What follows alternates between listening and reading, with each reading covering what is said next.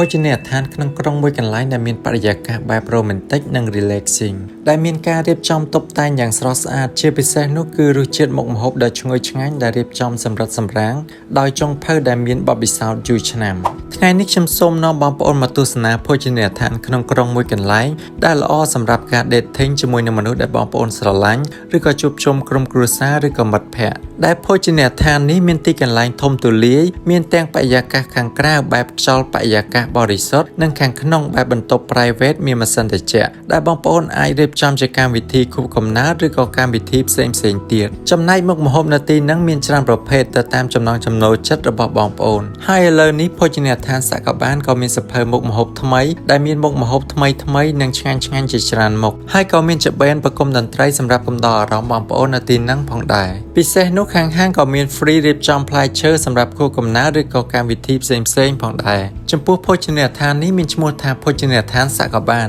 ដែលស្ថិតនៅភ្នំពេញថ្មីខណ្ឌសែនសុខជិតនឹង 107 Sport Club អញ្ចឹងបើសិនជាបងប្អូនចង់ខលកក់តុកឬក៏សាកសួរព័ត៌មានបន្ថែមបងប្អូនអាចតាក់ទងតាមលេខទូរស័ព្ទនៅលើវីដេអូនេះ